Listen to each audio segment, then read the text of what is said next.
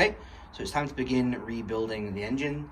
First thing I need to do is clean up all the horrendously dirty parts, like the donor timing cover down here, which is absolutely filthy.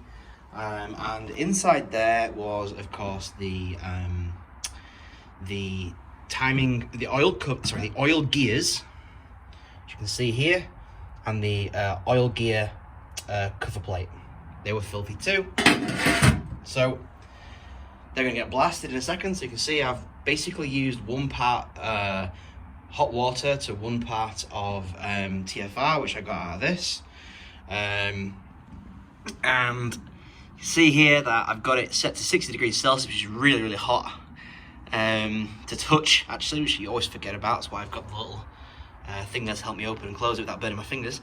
And we're just gonna blast it for, let's say, yeah, just give it 10 minutes of a sonic clean, and hopefully the stuff that comes out should look pretty nice. Here that the parts have come out, and as per usual, have cleaned up real well. And that parts washer, the sonic bath. So next up is this, which is very dirty.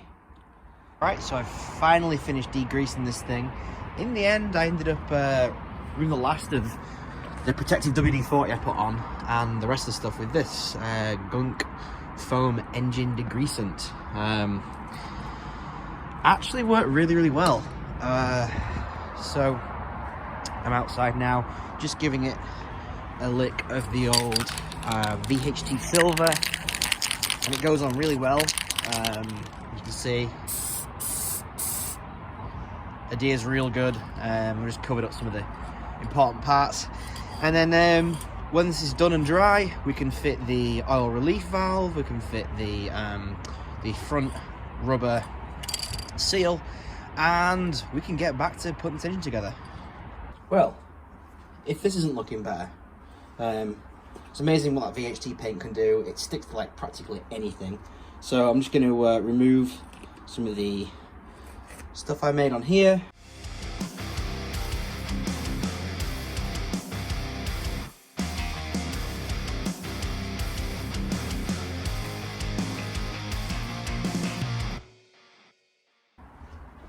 So here we have the front seal, lightly oiled, ready to go in.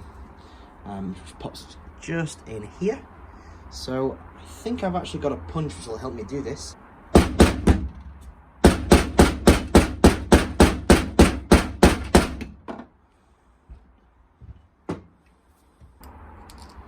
That'll be quick.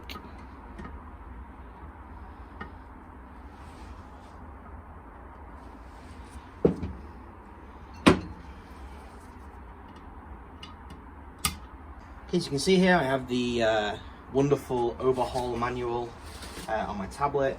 Again, I'll put the link to that in the description. It's on Google Drive, readily available, or just quickly search for it, you know, Rover V8 overhaul guide. And it gives you all the steps to basically do this whole engine. So, quickly bring it over. I've already sorted the pressure relief valve, so now it's time to put the pump rotors back in.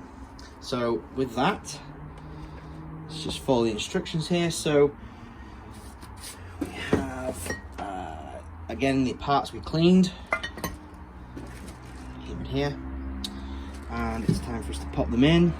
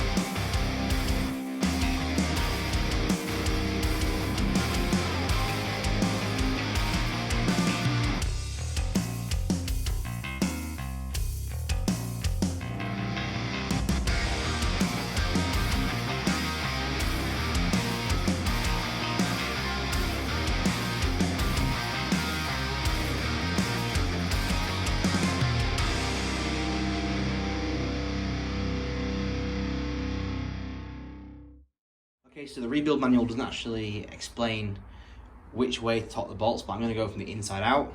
It seems pretty standard with nearly everything, so hopefully this works for us. So yeah, 17 Newton meters on the clicky wrench, and let's go through and just do that now. So let's get this one. There's one, and two, and we'll move this way. One, and two. That's two tightened. I should have actually checked the tightness of this. That's the first one, so let's quickly just do that now before we go any further. It should turn freely, and it does effortlessly. So it's still turning nice and smooth with just two caps done. Let's do this one.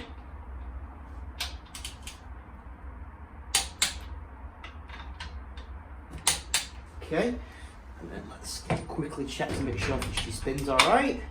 Still good, no binding. So far, so good. Let's do the big one at the back.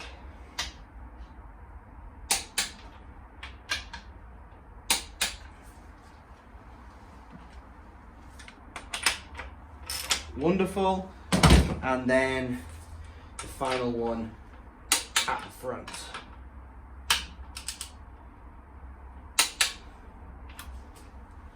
And again, absolutely brilliant. That is fantastic. Look at that. By hand, not a single problem. Fully torqued down, and the same goes for the cam. Excellent. So the next thing I need to do is I need to clean up my pistons and fit my pistons again. Okay, so it's time to fit the pistons in. You see I've already got the piston rings compressor, piston ring compressor. Now these pistons are going a certain way. You'll see the small dome here on the conrod. It's not on that side, which means this is a direction. They all have the same, obviously the same dome.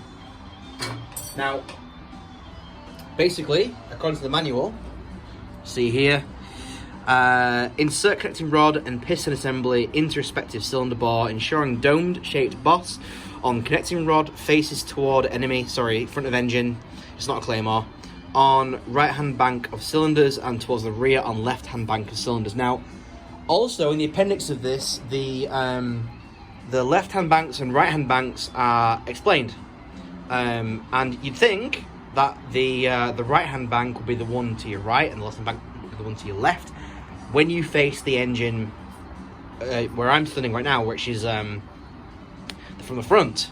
Obviously it's upside down, so let's reverse that. If that was the case, this would be the right hand bank and that would be the left. Actually, it's done from the rear, which means once the engine is orientated correctly, this would be the right and this is the left, which means that this piston must be installed with the dome facing this way on this bank. Don't make the mistake because they won't fit properly together on the journals, and you basically just choke your bearings in no time. So yeah. Let's get this side of pistons installed. And every time I install a piston and put the cap down, I'm going to spin it to make sure it doesn't catch, as per usual. Just going to knit this up lightly.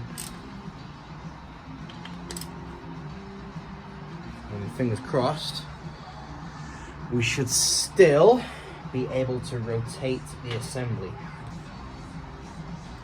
Cool, I can still rotate the assembly by hand, which is excellent. Alright, so all the pistons are in, and just to show you guys that it all turns super easy. I got plenty of engine oil in the pistons, sorry, in the cylinders. Let's turn it around. This is when everything's just hand tightened. So, next thing to do is systematically tighten each of these Second. Oh, come on. It's getting heavier now. Oh, right. Each of these went down to torque. And let's look this up. Okay, again, back to the trusty guide. It says here the connecting rod bolts need to be done at 50 Newton meters. So let's get the torque wrench calibrated. Okay. So let's get this sorted out. So we're currently at, where are we now? 28.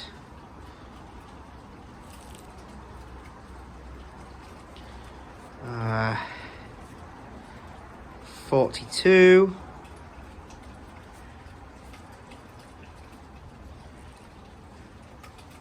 50. Tighten down and let's tighten these up.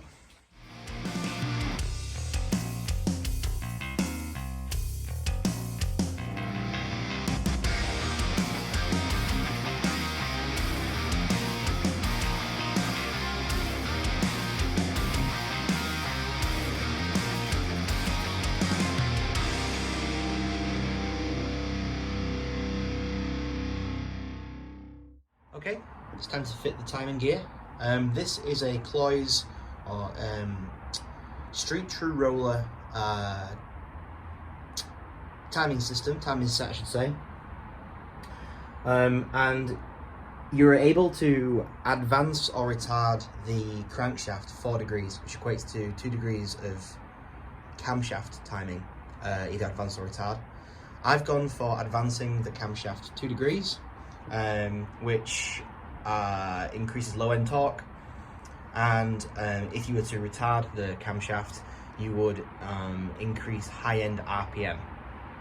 I like really torquey, really lazy V8s. It's just how I like to drive my car, so I find it's great.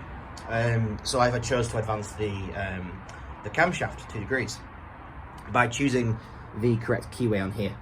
So now these are in place. You can see that the two, well, you might be able to see there, but there is 2 indication marks which must have to align with each other, and they do.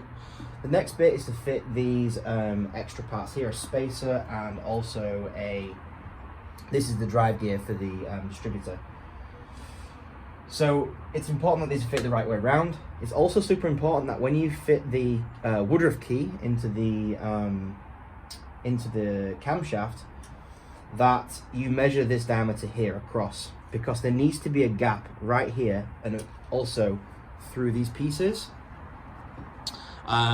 because this is actually it's an oil way, it's an oil feed passage, so oil must be able to run across the top of the Woodruff key. Okay, it's time to fit the cover now. I've torqued this down to 50 Newton meters. Again, let's get this on because I'm just then going to trial fit the timing cover.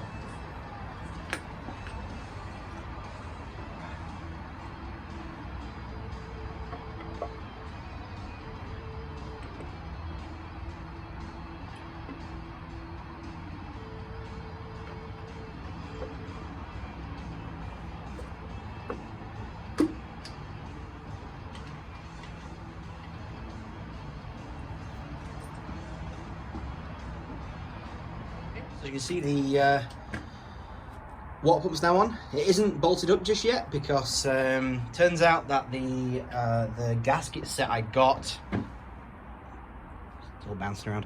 The gasket set I got doesn't include this interim serpentine water pump. Therefore, I'm going to need to buy another one, which is great. Next up is to put the cylinder heads on. Okay, so as soon as I have ARP head studs, which do pay for themselves if you happen to have to, unfortunately like me, have to take the head off and all again more than once. You have to keep buying yourself new head bolts. And yeah, so they're installed just hand tighten pretty much. Well, not even hand tight, literally just the Allen key in the top is literally just to bottom them, because the caps are what hold the torque. So I'm just literally going through making sure they are sat all the way down in the block deck.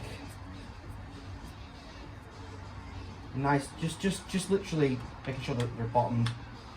That's it. You don't want to tighten these down. You'll never get them out again with a little on head. That'd be a drama. And all I've done is I've put a little bit of engine oil on the threads, both the bottom threads and top threads. Okay, so the heads again, got the rest of the oil that bubbled up from the threads off the head there, so it's nice and clean. Let's get the composite gasket. Now I had the head given to 40 thou, I think it was a centimetre, a millimetre, I think. Again, I'm not sure, so don't test me on that, but the reason I'm fitting these nice thicker gaskets is for that reason. Of course, I'm going to have issue fitting them because I've put the threads on already. Okay, cool. Let's get the head. The bottom of this cleaned up. God, these things are heavy. Okay, well, not as heavy as iron heads, I must admit.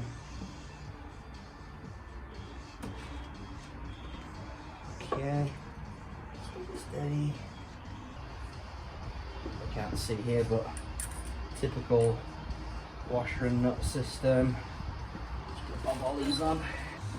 Okay, so I'm just going to slowly start tightening down all of these with this. I'm not going to do any torque. I'm just very, very lazy, and this is easy.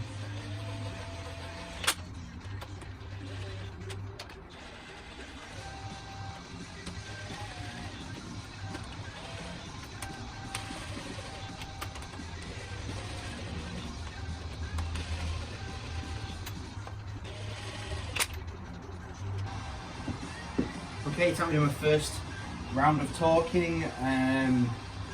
So to do this, it's a bit different to what the manual states, the rebuild manual I should say. The sequence remains the same, so you tighten it 1, 2, 3, 4, 5, 6, and outwards. And then fairly on head cylinder head pattern, but you must look up the 3 stages for your ARP head studs. In this case, it needs to be 36 newton meters, 72 newton meters, then 108 newton meters. So I'm going to adjust to that now on my torque wrench. 36. So I've got 28, 30, 32, 34, 36 for the first stage. And then I'm going to go back to the manual, that was my notes there with the numbers from the ARP. And I'm going to follow it in the correct sequence. So here's the first one. Nice and light. I believe they factory fit stretch bolts from the factory, which you get to one torque and then you turn them 90 degrees and then a further 90. But again, ARP is not the case, they're aftermarket. I've used them before the first time round and they were fine. Hopefully this time they'll do the same. I'm following the same torquing up procedures, so hopefully we have no issues.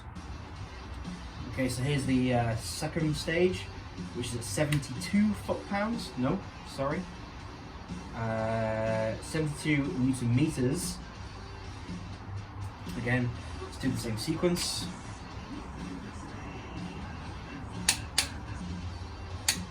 Okay, second stage done. Last round. 108.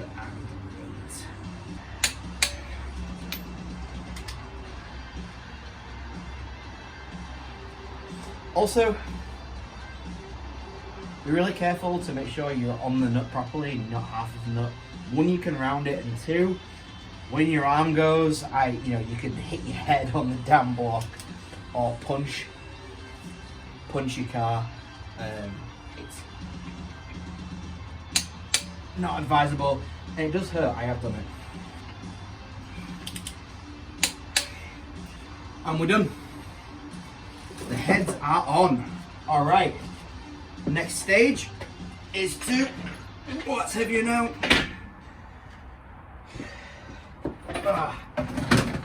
Is to get the rocker assembly installed. So I need to start soaking my my lifters. Okay, so I have got my new hydraulic tappets, or lifters, depending on where you are in the world, or followers even, maybe. In some fresh engine oil. This will help them pump up, and what I will do is I will basically just use a spare push rod to prime them, pump them up before I fit them, and hopefully that will eliminate a lot of the nasty tapping noise you get when you first start these things up with fresh lifters.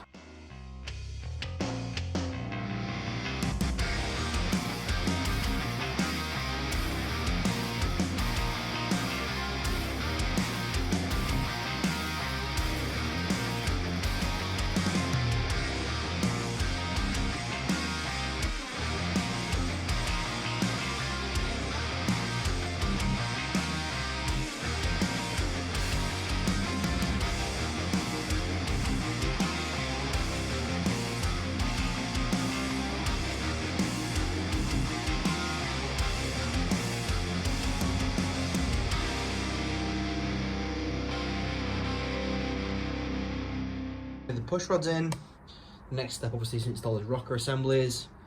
Pretty straightforward really. Just gonna knit them down.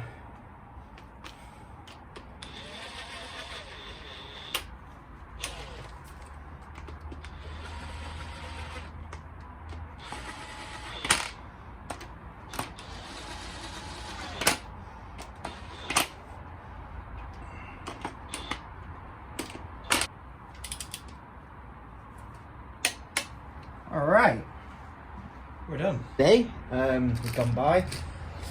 I have managed to find the distributor clamp, which did not come with the new engine, and I sold my old timing cover, so yeah, I had to find this. Luckily I could source it. There is the part number if you need to do it. I purchased it from good old Rimmer Brothers. I also got a couple of other bits as well that I couldn't find. So this is the oil pickup pipe support bolt, which goes into the, I think, one of the main caps. So let's get this installed. I'm gonna have to turn the engine round, and then we'll also stick the distributor back on.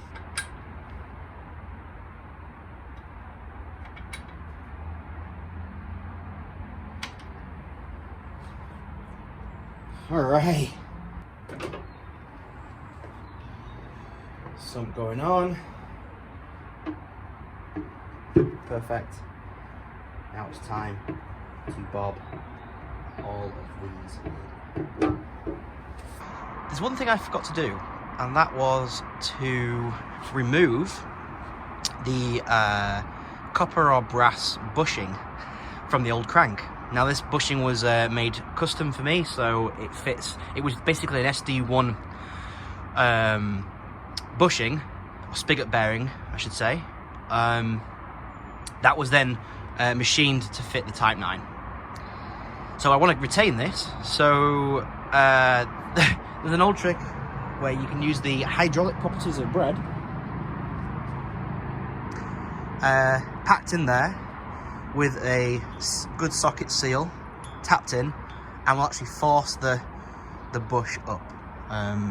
So let's see if that works.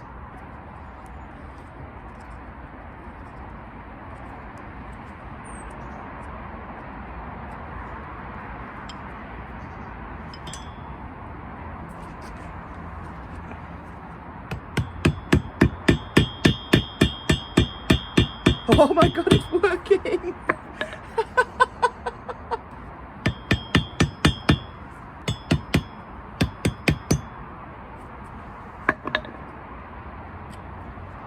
Ta-da! So it's the 2nd of January. I've got a couple of days of annual leave, so as you can see I am getting the thing ready to move. I need to put the flywheel on and put the bearing in the crank that we pulled out with bread, as you saw. I've got the engine mounts on, and I fit the distributor. It's semi-timed, ready to go. All right, here it is, swinging away on the crane. I've got the bushing back in there. Did a quick test and stuck it on the output shaft, or input shaft, that's right, of the gearbox. And yeah, it still spins freely. So I didn't scuff it getting it out, which is great. So yeah, it's currently giving a good old nice rock back and forth. So time now to get the flywheel on. Okay, so as you can see, the engine is back on the floor yet again. So we have hit a slight bump here in the installation. I managed to get the engine mated to the gearbox, but the second I tightened the bell housing bolts down, it started to get tight in the last 5 mil of travel until they butted up, and then I couldn't turn the crank. Interesting. I thought that was strange. I could turn the crank literally, a couple hours ago. It can't have seized. So, by hand I mean, turning it by hand. So I took the bolts back out again to slacken off the engine and box, and the engine freed right up. So initially I thought it was the pilot bushing in the back of the crank that wasn't far enough in, and it was stopping the it was basically the chamfer. Let's try and zoom in right there where it gets to the spline. I thought that was butting against the pilot bearing, shoving the crank forward onto the crank's thrust washers and jamming it up. So I put the pilot bearing in even further, about another 5 mil of travel, still the same problem. What I've realised is that the input shaft is actually too long. So here's the input shaft right here, of course, and let's go to my old crank. Right here, where I've removed the pilot bushing from. And let's say my little finger is the crank, is the input shaft. It is actually bottoming out against the crank, which is then pushing the crank forward, seizing the engine up, and the thrust washers, thrust bearings I mean. Now, examining my old crank, I found that, I'm not sure if you can see,